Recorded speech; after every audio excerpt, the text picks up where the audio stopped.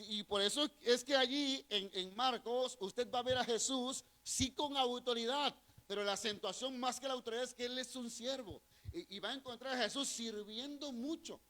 ¿Sí? Va a encontrar que Jesús siempre está haciendo algo en el Evangelio de Marcos, porque está acentuando que Él es un siervo y va a acentuar las cosas que Jesús hace, las predicaciones, las sanidades, alguien que está en servicio constante, y parecería en el Evangelio de Marcos que Jesús siempre está sirviendo. No lo encuentra en la acentuación como rey, porque el objetivo de Marcos no era que se viera como rey, sino como siervo. En contraste, otro evangelio, que es el evangelio según San Lucas, si Lucas ve a Jesús como hombre y va a poner énfasis en las partes más humanas de Jesús, como los sentimientos, las emociones, las tentaciones. Y debido a que Lucas acentúa esa parte humana, es que también casi todas las películas, las series acerca de Jesús se basan en el Evangelio según San Lucas, porque nos muestra un Jesús muy humano, con muchas emociones. Usted puede ver, por ejemplo, en Lucas la parábola del hijo pródigo y resaltan las emociones, la oveja perdida y resaltan las emociones. ¿Sí? ¿Por qué? Porque el objetivo de Lucas, repito, es acentuar la humanidad de Jesús. ¿Vamos bien? A ver, espero no estar dando mucha información y no estén procesándolo, está tan la ardillita aquí corriendo, ¿verdad? En el cerebro de ustedes. Pero lo que quiero decir es que entonces cuando estudiamos un pasaje bíblico deberíamos conocer cuál es el propósito de ese libro para entender qué es lo que va a enfocar ese libro. Deberíamos. Ahora, ¿dónde lo obtenemos? Gracias a Dios que hoy ya existen incluso Biblias, y que hay Biblias donde la primera hoja de cada libro nos da como un resumen del libro, incluso nos dice el propósito de ese libro. Entonces, cuando usted estudie la Biblia, yo le recomendaría que si tiene esa clase de Biblias, lea esa hoja primero. ¿Sí? Lea esa hoja. ¿A qué se refiere con este pasaje bíblico? También tenemos diccionarios bíblicos, tenemos algunos comentarios que le pueden servir también a usted. Por ejemplo, también el Evangelio según San Juan, es muy interesante porque el Evangelio de Juan acentúa a Jesús como hijo de Dios. Y por eso es que vamos a mirar a Jesús desde otra perspectiva. Juan no nos va a mostrar a Jesús desde una vida humana, sino Juan nos va a mostrar a Jesús como el plan perfecto de Dios desde antes de la fundación del mundo en la eternidad. Y por eso es que Juan comienza el Evangelio diciendo: en el principio era el verbo, y el verbo era con Dios, y el verbo era Dios. ¿Sí? ¿Por qué? Porque acentúa no la humanidad de Jesús, no el Jesús sirviente, no el Jesús rey, sino acentúa el Jesús en su divinidad como hijo de Dios. Por eso Juan 3:16 dice: porque de tal manera amó Dios al mundo que dio a su Hijo unigénito, para que todo aquel que en Él cree no se pierda, sino que llegue a la salvación, ¿verdad?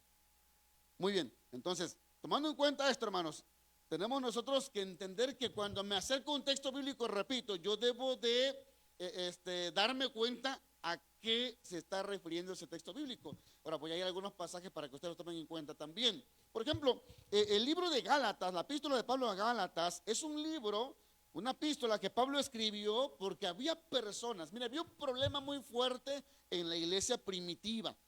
¿Sí? Ustedes tienen que saber que los primeros cristianos de la iglesia primitiva eran judíos, pero a medida que la iglesia fue creciendo, entonces se fueron añadiendo personas que no venían del judaísmo, se conocían como gentiles, que venían de otras culturas, otras nacionalidades y otras religiones.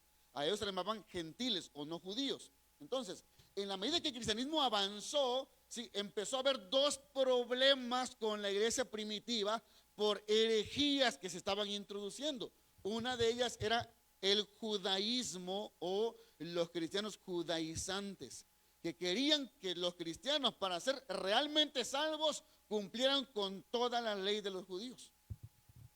Y entonces decían: si tú no cumples la ley, si tú no haces, si tú no obras, entonces no eres salvo. Gálatas, entonces, el objetivo de Pablo en Gálatas es acentuar que la salvación no es por obras, sino es por fe. Por eso que usted va a encontrar en Gálatas ese contraste entre las obras y la fe, por el enfoque del apóstol Pablo. ¿Me va siguiendo? Bueno, vamos a ir a Romanos 3:28 para tratar un tema semejante. Romanos 3:28. Recuerden que estamos en la cuarta regla, que es poder entender y tomar en cuenta el propósito del libro que estamos nosotros leyendo para poder entender el versículo que estamos estudiando. Romanos capítulo 3, versículo 28. Cuando lo tenga me dice amén. Dice la palabra del Señor. No sé si está por ahí en la pantalla. Sí, ok, gracias. Para ir un poquito más rápido. Concluimos pues que el hombre es justificado por fe sin las obras de la ley. ¿Cómo es justificado el hombre? Somos salvos ¿por qué? Por fe, no por obras. Ahora, sin perdernos de Romanos, vaya conmigo a Gálatas, por favor. Vaya conmigo a Gálatas, perdón, a Santiago, capítulo 2, versículo 24. Santiago, capítulo 2, versículo 24. Santiago 2, 24. Pablo en Romanos 3:28 dice que somos salvos por la fe sin obras. Ahora en Santiago 2:24 dice, vosotros veis pues que el hombre es justificado por las obras y no solamente por la fe. Nota que hay ahí una contradicción aparente. Nota que Santiago está hablando desde una óptica diferente. Pablo dice, somos salvos, somos justificados por la fe sin obras. Y Santiago dice, somos justificados por las obras y no solamente por la fe. Y uno podría decir, ¿cómo entender esto? ¿Quién tiene la razón? Hay gente que sin estudiar dice, pues yo le creo a Pablo porque este tenía más peso que Santiago. Hay otro que puede decir, bueno, pues Santiago dicen que era el hermano de Jesús. Yo le creo a Santiago porque pues era hermano de Jesús. No se interpreta la Biblia de esa manera. Tenemos que entender el propósito del libro para poder explicar o interpretar por qué están diciendo eso, y nos señalan a nosotros que no es una contradicción, sino que cada uno tuvo un propósito para decir lo que dijo. Por ejemplo, en Romanos 3:28, Pablo está refutando el error que algunos creían, hermanos, sobre la salvación por obras. En Roma muchas personas creían que la salvación era por las obras, y tanto Gálatas como Romanos hablan acerca de esto, y Pablo tiene el mismo propósito de refutar esta mentira. Y acentúo esto. Es una mentira desde el punto de vista de Romanos que seamos salvos por las obras. Hay personas que dicen, es que si yo hago el bien a los demás, es que si yo ayudo a otros, es que si yo soy muy servicial, es que si yo apoyo a esta organización, a estas personas, entonces yo me voy directo al cielo. Porque tienen la idea de que si yo hago, entonces yo me gano el cielo. Pero ¿sabe en qué se basa ese pensamiento? Se basa en el hecho de que Dios nos debe a nosotros y le estamos pagando sirviéndole, y entonces como le estamos pagando, Él nos debe, y el deber de Él es llevarme al cielo porque yo haga obras. Y eso contradice la gracia de Jesucristo. ¿Vamos bien? Entonces había judíos ahí en Roma también que se habían introducido entre los cristianos y querían que guardaran la ley y las obras. Por ejemplo, querían que guardaran el sábado, que se circuncidaran, porque si no, no podían ser salvos. Pero hay que entender que ninguno de nosotros se puede salvar, hermanos, por las obras de la ley. Ninguno. Así es que si usted está aquí y usted dice, es que yo soy muy bueno, y yo, aunque no asisto a una iglesia, y yo, aunque no adoro, y yo, aunque no me porto bien, pero yo hago obras a las personas, entonces yo soy salvo. Y sabe que hay muchas personas que creen eso. Tenemos religiones completas que creen que si hacen buenas obras son salvos. Y eso es un error. Por eso el tema del apóstol Pablo, vaya conmigo a Romanos capítulo 5, Romanos capítulo 5, versículo 1 Usted va a encontrar constantemente que Pablo habla acerca de esto. Romanos 5:1 dice Pablo: justificados pues por la fe, tenemos paz para con Dios por medio de nuestro Señor Jesucristo. Ahora, ¿por qué parecería que Santiago dice algo contrario? Porque Santiago dice que el hombre es justificado por las obras y no solamente por la fe. Aquí hay que entenderlo de esta manera, porque el propósito del libro de Santiago y el propósito que tuvo Santiago es diferente al propósito que tuvo Pablo. El problema que existía en Roma para escribir Pablo esto era diferente al problema que existía en algunas iglesias de Jerusalén y que Santiago tiene que escribir entonces para refutar otras cosas. Y es que Santiago estaba atacando el error de las personas que creían que ellos ya una vez eran salvos, podían hacer lo que quisieran. ¿Han escuchado ese otro extremo? De gente que dice que yo soy salvo. Y como ya soy salvo, no importa cómo viva. ¿Por qué? Porque Pablo dijo que somos salvos por la fe y por fe yo soy salvo. Y yo le creo al Señor y yo practico esto y aquello, pero no estoy viviendo consecuentemente con mi salvación. Yo puedo dar rienda suelta a mis pasiones desordenadas.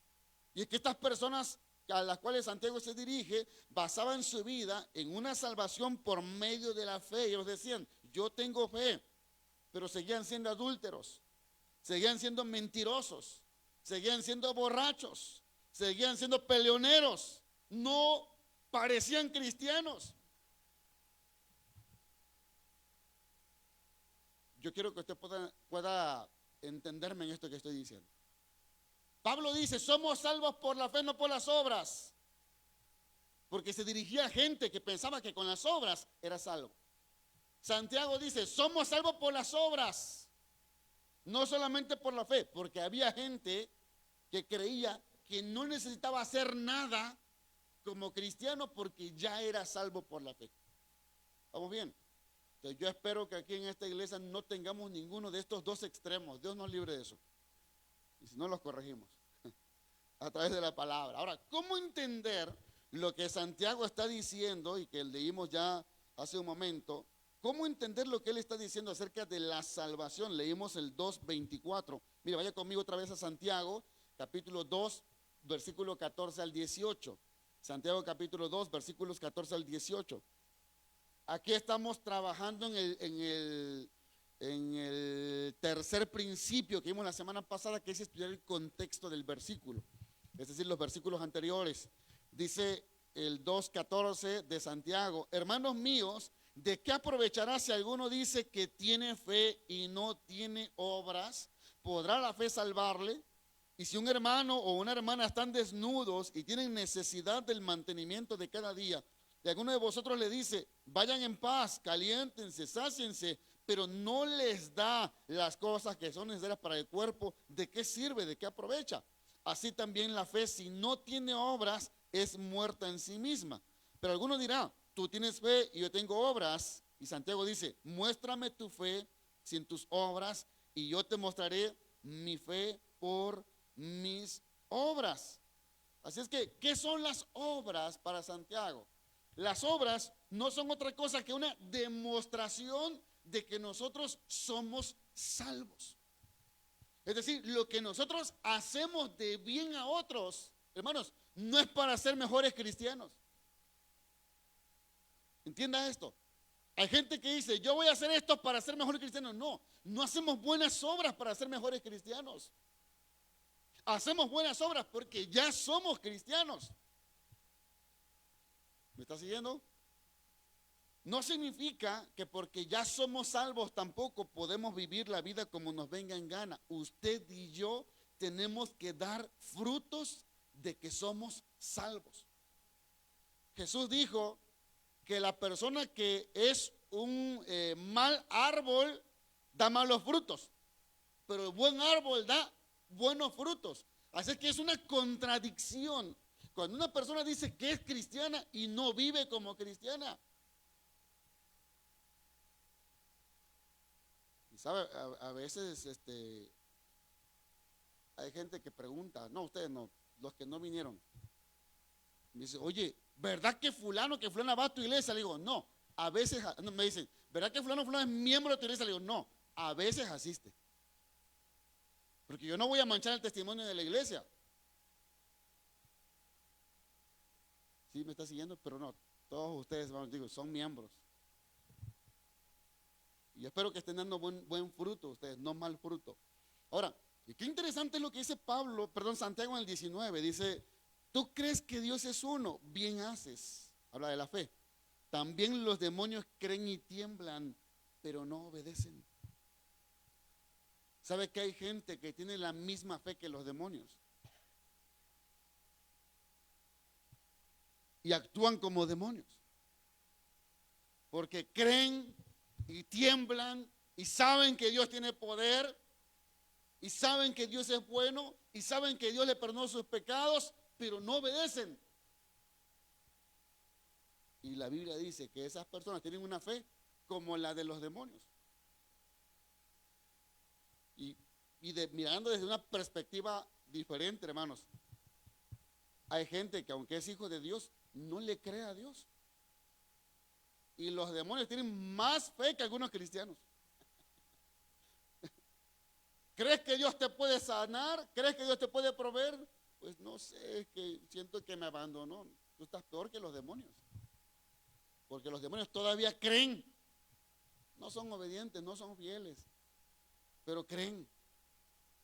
Pero tenemos que pasar a un nivel no de una fe superficial, sino una fe activa, una fe que dé fruto. Verso 20 dice, mas quieres saber, hombre vano, que la fe sin obras es muerta. Santiago está acentuando que no podemos decir que somos cristianos y seguir viviendo de una manera que la palabra de Dios prohíbe. Porque el que es cristiano debe dar fruto de arrepentimiento, fruto de un cambio de vida, fruto de un encuentro con Dios. Entonces, noten ustedes lo que está haciendo Pablo. Pablo está hablando de que somos salvos por fe, porque la gente estaba diciendo que si hacía las cosas, si regalaba sus bienes, si era bueno con las personas, ya se ganaba el cielo. Y Pablo dice, no, eso es por fe. Santiago ahora está atacando la falsa enseñanza de gente que se ve arraigado a esa enseñanza de pensar que podían vivir como quisieran, porque después de todo ya tenían ganado el cielo. Hermanos, lo que trato de decirles es que esta regla que les acabo de mencionar, que dice que deberíamos de tomar el propósito por el cual el libro fue escrito como una base para entender e interpretar el versículo que estamos nosotros estudiando. Vamos a seguir un poquito adelante. Versículos 21 al 26 de ahí de Santiago 2. Dice, no fue justificado por las obras Abraham nuestro padre cuando ofreció a su hijo Isaac sobre el altar. ¿No ves que la fe actuó juntamente con sus obras y que la fe se perfeccionó por las obras? Y se cumplió la escritura que dice, Abraham creyó a Dios y le fue contado por justicia y fue llamado amigo de Dios. Vosotros veis pues que el hombre es justificado por las obras y no solamente por la fe. Asimismo también Rahab la ramera no fue justificada por obras cuando recibió a los mensajeros y los envió por otro camino, porque como el cuerpo sin espíritu está muerto, así también la fe sin obras está muerto. Así es que no podemos, hermanos, si no damos fruto nosotros, si no tenemos fruto de ser cristianos, hay una sola explicación. Y el apóstol Pablo y Santiago y Juan lo va a decir más adelante, simple y sencillamente, no somos cristianos. La evidencia de una persona que es hijo, que es hija de Dios, es por el fruto. Ojalá que las personas nos miren como personas diferentes después de conocer a Cristo. Y no que nos digan, ahí va el mismo amargado, ahora va a la iglesia, pero ahí va. Ahí va la misma señora peleonera y chismosa. Va a la iglesia ahora, ya no va a los bares, ya no va a los bailes, pero ahora va a la iglesia. Ojalá que no digan eso de nosotros, sino que mostremos fruto de nuestra vida. Porque si alguien dice que es cristiano y danza y corre y sirve y predica y enseña, pero no vive como hijo de Dios, realmente esa persona no es cristiana. Es donde podemos decir nosotros, entonces muéstrame lo que tú crees, y es lo que dice Santiago, por lo que tú haces. Muéstrame lo que tú crees por la manera en que tú vives. Las obras, hermanos, no salvan, y eso tenemos que entenderlo, pero son una consecuencia y un reflejo de la fe que me salvó. Yo tengo y soy llamado por Dios a ser diferente. Y mire, usted tiene que recordar lo que el apóstol Pablo dice en Gálatas respecto al fruto del Espíritu Santo. Y sabe, el fruto del Espíritu Santo, Jesús mismo lo dijo en Juan capítulo 15, que separados de Él nada podemos hacer. Y que si estamos unidos a Él, entonces daremos fruto. ¿Qué significa esto? Simple y sencillamente, hermanos, que no necesitamos nosotros forzarnos para dar fruto. Mientras estemos unidos a Jesús, nosotros daremos fruto. Solamente necesitamos estar unidos a Jesús para dar fruto. Entonces el fruto es algo natural, las obras son algo natural en las personas que son cristianas. Todos los cristianos, aunque no tengamos el don de servicio, deberíamos servir en alguna área. Todos. ¿Qué pasó con la suegra de Pedro cuando estaba enferma y Jesús oró por ella? ¿Qué pasó después de que Jesús oró? ¿Alguien recuerda? Se levantó y les hizo de comer. Un cambio e inmediatamente sirvió. La semana pasada fuimos a orar por la pastora Erika y tenía yo mucha hambre y ella se sentía mal. Le digo a mi esposa, ya vamos a orar por Erika porque ya tengo hambre. ¿Pero por qué? Pues para que nos sirva. Porque aquí va a pasar lo de la suegra de Pedro. Mateo capítulo 19. Mateo capítulo 19. Vamos a ir ya un poquito rápido, porque hay muchas cosas que necesito resumir para poder terminar a tiempo. Mateo capítulo 19, versículos 16 al 30. Solamente los refiero y les menciono de qué se trata. Ustedes conocen esta historia del joven rico, de aquel muchacho que se acerca a Jesús, le dice, maestro bueno, ¿qué puedo hacer para heredar la vida eterna? Jesús le dice, ¿por qué me llamas bueno? Tú sabes los mandamientos, simplemente cúmplelos. Pero es que había algo en el corazón que no le hacía sentirse seguro de su salvación. Y Jesús, es interesante, en el versículo 17, Jesús le dice, si quieres entrar en la vida, guarda los mandamientos, es decir, practica, obedece, haz las obras. Yo quiero enfocar lo que Jesús dijo. Jesús está diciendo, ¿quieres ganar la vida? Entonces haz obras. ¿Quieres ganar la vida? Entonces cumple los mandamientos. Pero repito, este hombre reconoció que le faltaba algo. Y de alguna manera Jesús lo está enfocando en reconocer que podemos guardar todos los mandamientos, pero nunca, o mejor dicho, siempre habrá algún mandamiento del cual nosotros no seamos obedientes. No somos perfectos. Hay gente que dice que eso no es mi talón de Aquiles, es que yo, mire, con las mujeres yo soy un santo, yo no tengo esas tentaciones, con la mentira tampoco, ¿sabes qué? Yo no robo nada, yo no hablo malas palabras, yo no soy bebedor, yo no le debo a nadie, pero tiene una manera de comportarse con la esposa, pero tiene un carácter, un temperamento horrible.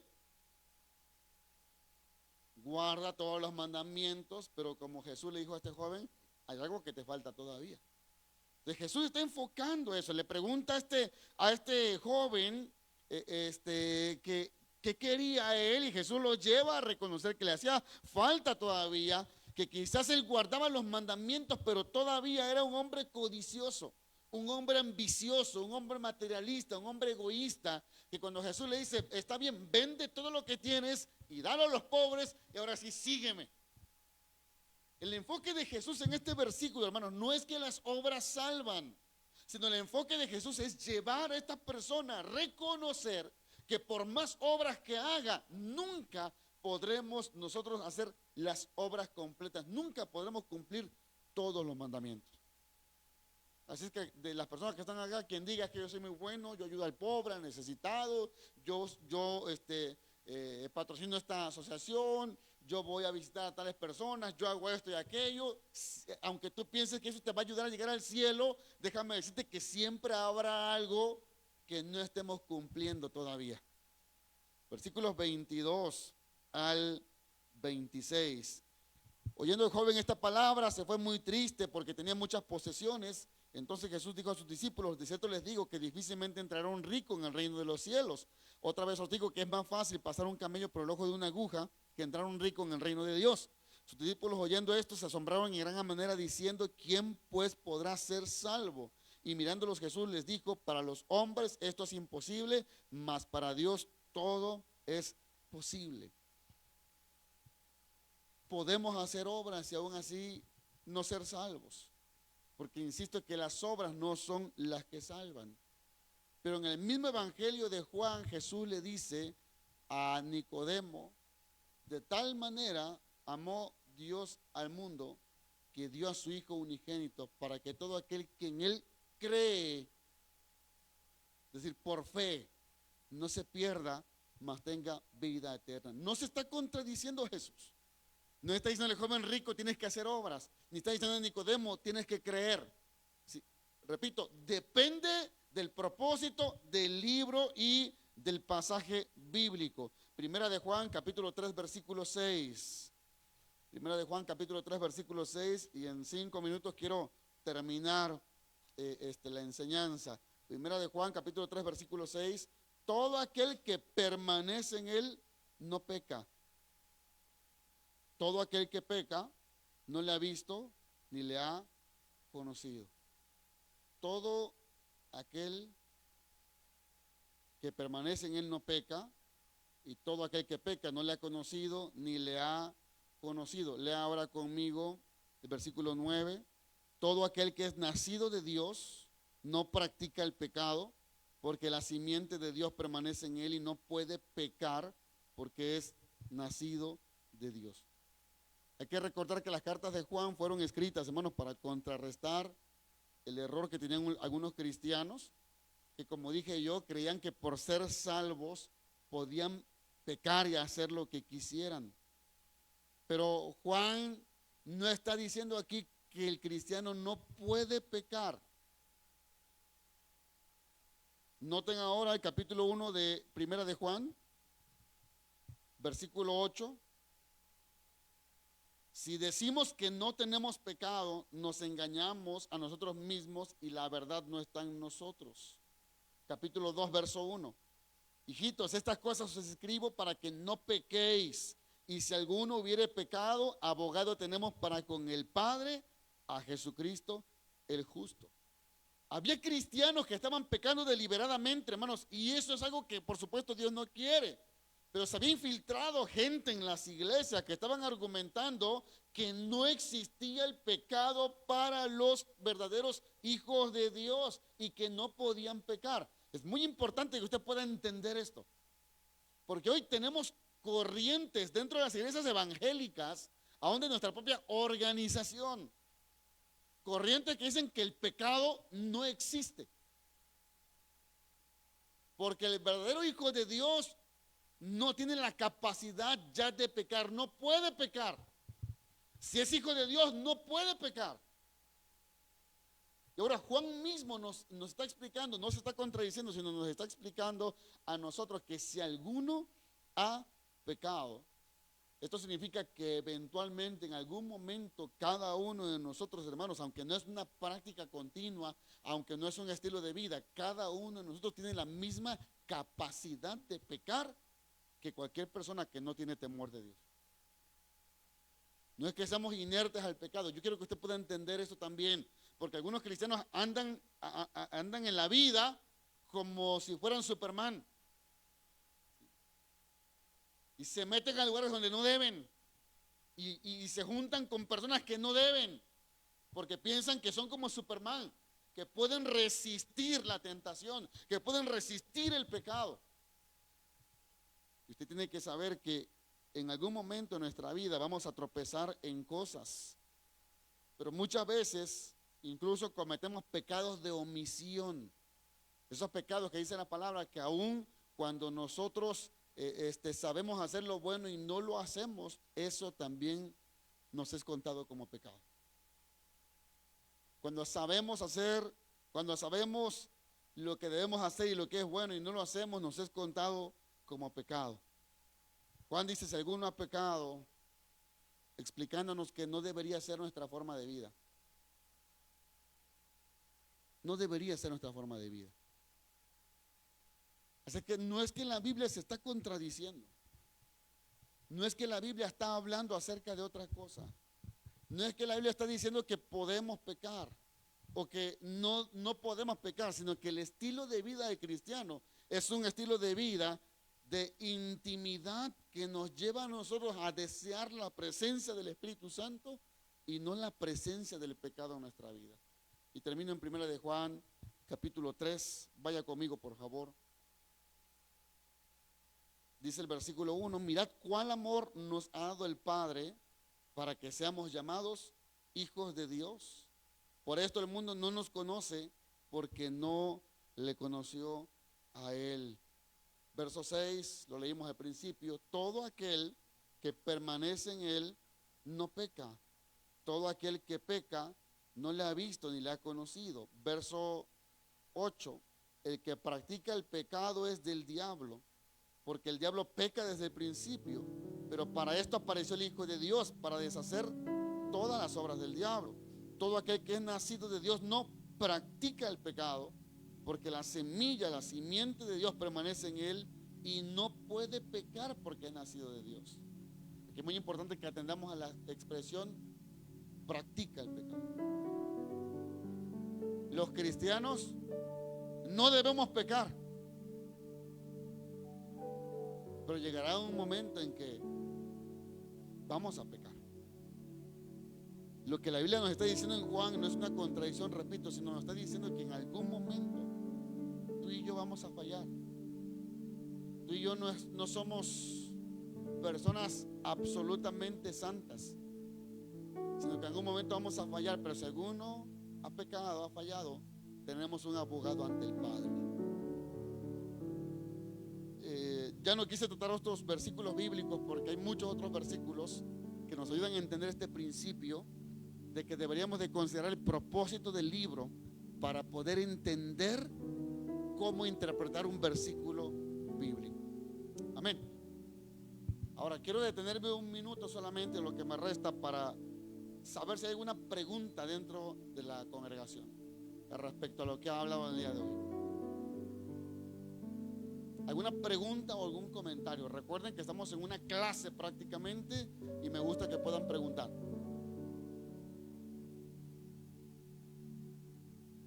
¿Todo bien? ¿Seguros? Yo creo que les voy a poner evaluación al final de esta serie para ver qué tanto han aprendido ustedes. Menciónenme todas las reglas de interpretación. Yo espero que ustedes lo estén usando. Que ustedes sepan que no podemos leer e interpretar inmediatamente sin considerar principios que son básicos para poder interpretar correctamente la Biblia. Si no, empezaremos a creer cosas que no son y empezaremos a vivir una vida en la palabra que no es la correcta. Las obras no nos salvan, nos salva la fe. Pero la naturaleza del cristiano es que debe hacer obras, debe servir, debe evidenciar que es salvo. Y sabe, yo espero que esta iglesia todos los días desee encontrar un lugar en donde servir a Dios. Amén. Que podamos levantarnos y entender que si Jesús nos salvó, no es para quedarnos en una silla sentados, no es para dormirnos, no es para esperar el regreso de Jesús. Es mientras Jesús regresa, yo tengo que hacer muchas cosas para el reino de Dios. Amén. Por favor, pónganse de pie. Vamos a orar en esta noche. Vamos a pedir al Señor que nos ayude, que nos dirija, que el Señor nos dé todos los días del entendimiento y el corazón de agradarle a Él en todas las cosas. Padre, en esta noche venimos delante de tu presencia. Señor, hoy hemos aprendido un principio nuevo, Señor, de interpretación. pero no queremos dejarlo ahí en el vacío, no queremos